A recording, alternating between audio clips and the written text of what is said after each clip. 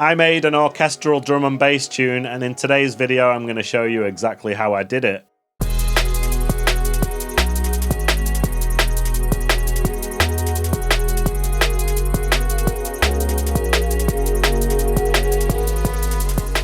What's happening, people? I'm DJ Graish, and today we are composing an absolute symphony. If you have ever wanted to conduct an orchestra, today's video is going to show you how you can compose cellos, violins, trombones, and everything in between. If you want to get your hands on this Ableton Live project, just keep watching, because at the end of the video, I'm going to tell you how you can download it. So the first thing I started with was this pad. It's just a wavetable synth. It's got the wave position moving up and down thanks to the LFO. And it's also got the filter frequency moving back and forth thanks to the same LFO. I just wanted to have a starting point to have a chord structure and a key for the tune. Once I had that sorted, I moved on to the drums. For the drums, I used a drum rack and I just brought in a kick, a snare, and these percussion parts, which make a bit of a shuffle. Now these are actually just bits of chopped up break, so if you want to, you can just chop up a break and put the little parts into the drum rack.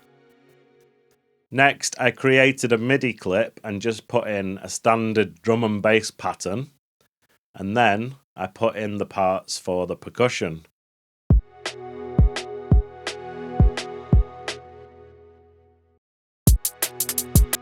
I opened up the little mixer within the drum rack and just changed the levels of things to get them all sitting nicely together.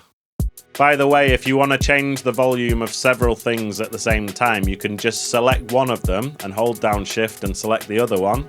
And now you've got them both selected, so anything you do there will affect both. So you can just turn them both down by the same amount. For the EQ on the drums, I added an EQ8 to the kick and just high-passed that at 55 Hz to take out some of the lowest lows.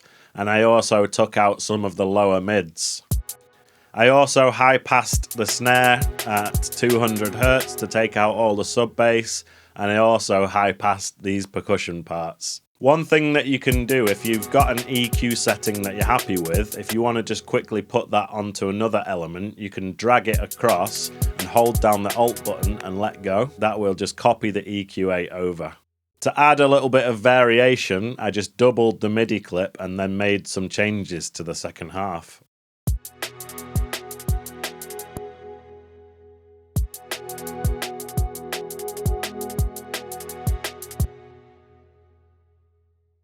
I wanted to add some really high frequencies to the drums just to fill out the frequency spectrum, so I added this hi-hat loop and pitched it up by 9 semitones.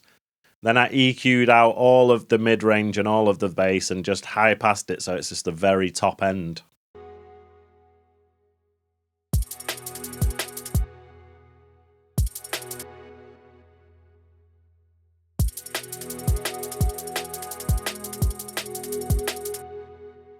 To add a little bit of that human element, I added the hot pants break, but I just chopped out the kick and snare and turned them down slightly. This means that they won't be eating up all the headroom when they hit at the exact same time as the normal kick and snare. I also added an EQ8 and took out all of the low end and took out some of the top end as well using a high shelf. That makes some room for that hi-hat, which is occupying the very high frequencies. After that, I duplicated the whole thing, so now we've got 8 bars. Next, I added a crash. So the way how I found this crash is in the Ableton Live packs. There is one pack called Session Drums Multi-Mic, and if you just find a decent kit there, and then find the best crash, you can experiment with the different velocity levels. If you want a hard crash, you can put the velocity high, and if you want more of a softer, chilled crash, you can bring the velocity down a bit. Once I found a crash that I liked, I froze the track and then flattened it, and then duplicated the track, and on the duplicated version, I reversed the crash. So now we've got a forward crash and a reverse crash. It's always a good idea to keep your project quite tidy, so I renamed the tracks kick, snare, percussion, hi-hats, break, etc. and grouped them all together and just called it drums. Now that I had a basic drum loop going, it was time to move on to the bass. For the bass, I dragged in a wavetable synth, and by default it's already on sine wave, so I left oscillator 1 like that. Next, I turned on oscillator 2 and then just moved the wavetable position up a little bit so it was more of a triangle wave. I wanted the second oscillator to be layered with the first one, so I just brought down the volume a bit, and I also low pass filtered it at 170 something hertz. Within the wavetable synth, there's this thing called the matrix. The matrix is a grid of different parameters within the synth that you can automate or you can send to each other. You've got the envelope and the LFOs along the top, and you've got all the different parameters of the synth down the left side. Now, one thing that I like to do is to modulate different things using the LFO. So what you need to do is just find the column that's got LFO1 in it, and then find the row that's got filter frequency cut off in it, and then just turn up that value a little bit. This is going to make the LFO wobble the frequency filter cut off. So by default, the LFO is set to hertz, and you can change the different hertz to make it wobble faster or slower, or you can just click this little note symbol, and that'll make it so that it's synced to the project, and then you can just choose an eighth note, a quarter note, a 16th note, etc. Once I'd set up the wobble,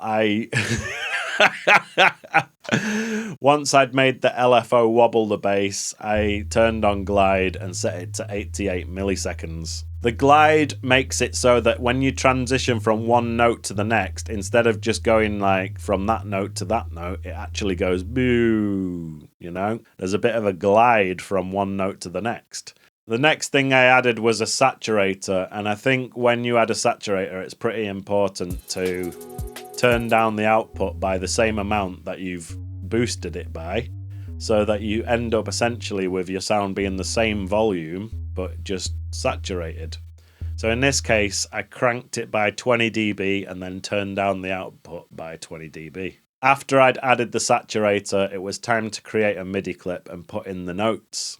Next, I added a lot of different types of distortion to the bass line, including overdrive, dynamic tube, and the guitar amp. To check the frequencies of your sub bass and make sure it's not too low and not too high, it's a good idea to use the spectrum analyzer. So I like to put this on the master, and then I can just solo the different instruments within my project and check the frequencies. As you can see, the lowest note of my bass line is 41 Hz, which is quite low, and some people's speakers might not be able to reproduce that, but I have put lots of different types of distortion on the bass line, so even if you're using some weak-ass speakers, then you should at least be able to hear the harmonics. Now that I had the drums and the bass in place, it was time to start building up the orchestra. The first instrument I started with was this French horn. So I added the French horn, I created a MIDI clip and just drew in the notes on the piano roll.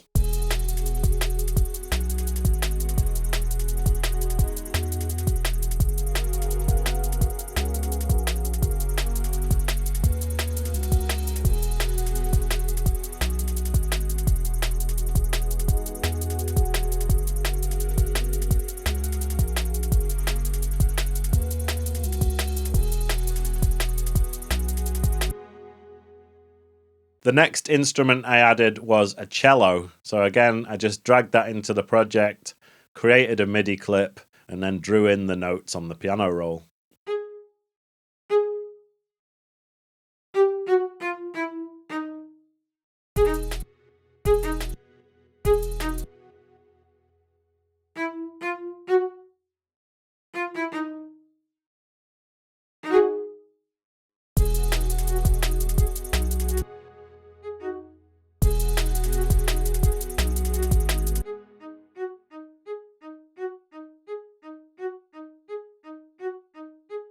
At that point, I decided to do a bit of panning, so I just panned the cello over to the right a bit.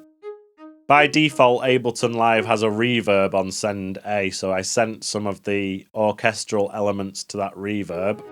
I always like to put an EQ8 before the reverb just to make sure that no bass at all is being sent to that reverb. I also did the same with this vibraphone to make another melody. So as you can see, we're just building up the orchestra bit by bit, one instrument at a time, making sure that all of these melodic elements work together and work by themselves. So later on, I'll be able to create sections for the intro, for the drop, etc. When you're putting in these MIDI notes, make sure you experiment with the velocities and try out the higher and lower velocities. The reason is because a lot of these instruments are multi-sampled, which means they've recorded different samples for high velocity and low velocity. That way you can choose whether you think it sounds better if it's being played harder or softer. And don't forget, you can always change the volume afterwards. So if you think it sounds better soft, then you can just put in the lower velocities and then turn it up afterwards. After getting the orchestra together, it was time to move on to the effects. So I added an EQ8 to each element and then just rolled off an appropriate amount of low end for each one. Obviously, some instruments that are playing more in the higher register can be rolled off more, and other ones that need a bit more of that low mid, you can be less aggressive with the EQing. I added delay to some of the instruments and just turned on this ping pong feature. Now, a ping pong delay is one that bounces like a ping pong ball from left to right like this. That helps to add stereo width to your track, so experiment with the ping pong delay. If it sounds good, you can leave it on, and if you think it sounds better in just a mono delay, just straight down the middle, then just turn it back off again. I added a bit of reverb to the tracks as well, and I was using a hybrid reverb. You've got plates, you've got spring reverb, different types of hall, and they're all different and they all give different characters to your sound, so make sure you experiment with different types of reverb. So basically I just went through the different elements of the orchestra, adding the appropriate amount of delay and reverb to each one, and then just listened to the whole instruments group together to make sure that they all sound good together and it sounds like one big symphony. For the processing on the drums, I added a glue compressor. Now I like to use quite a slow attack and a fast release. So this allows a bit more of the transient to come through before it starts being compressed, and it sounds great on drums. I also added this tape emulation plugin which is called To Tape 8, and I usually turn down the flutter and turn down the head bump, which is essentially a bass boost. And then I just crank up the input and turn down the output appropriately, and that just gives it a lovely bit of tape saturation. And I also added the regular saturator and then just boosted the input by about 16 dB and turned down the output to the appropriate level. After doing all the processing and effects on each one of the tracks, it was time to move on to the arrangement. Now, the arrangement took quite a long time, so instead of talking you through the entire thing, I'm just going to show you a time lapse of the arrangement. So here it is. Here's the finished track, and here's a time lapse of me doing the arrangement. If you've learned something from this video, I'd really appreciate if you could click the like button and make sure you subscribe to the channel, because there's loads of tutorials on here and loads more coming soon.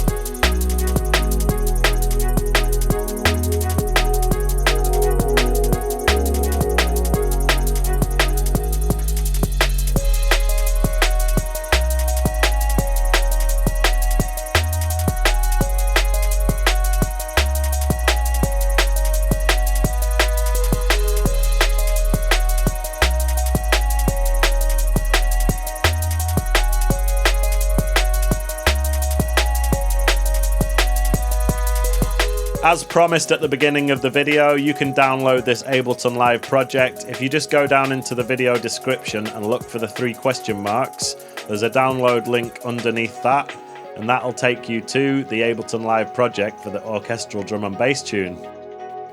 If you've enjoyed this video, please make sure you hit the like button and subscribe to the channel. If you want to learn how to make jungle, click this video here, and if you want to see my entire playlist of tutorials, here it is. My name's DJ Graish, thanks for watching, and I'll see you in the next video.